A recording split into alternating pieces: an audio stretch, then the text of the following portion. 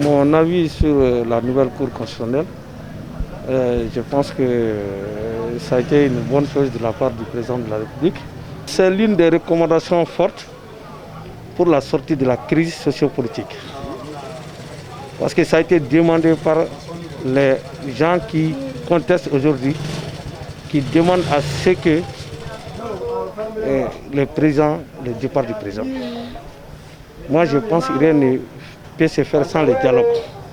Ce qu'ils ont demandé, le président, il a fait. Je crois que ça peut nous réconforter, ça peut nous ramener la paix aussi.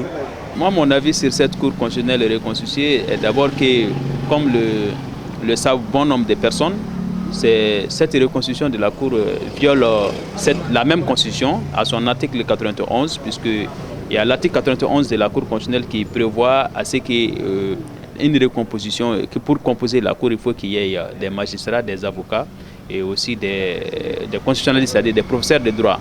Donc on voit avec cette nouvelle équipe de la Cour constitutionnelle qu'il n'y a réellement pas de profs de droit.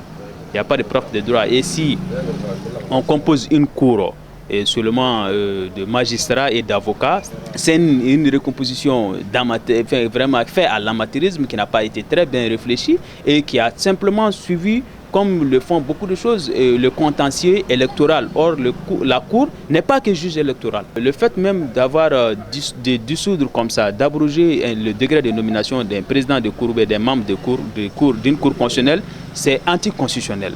Donc, tu ne peux pas faire de l'anticonstitutionnalité et prétendre être dans la constitutionnalité pour préparer l'avenir d'un pays. Ça résout le problème aujourd'hui, mais ça ouvre notre démocratie à d'autres jurisprudences, qui est la jurisprudence de quoi? La force à la violence et la force aux émeutes. Donc ça ne peut pas être une solution, c'est une solution du jour. Cette nouvelle investiture sera à bon escient et puis que les fonctionnalités soient de façon impartiale. La Constitution étant le garant de la survie nationale, de ce fait, il faut qu'il y ait immédiatement retour à l'ordre constitutionnel et de ce fait, vraiment, on peut prétendre à un dialogue inclusif vraiment de façon durable.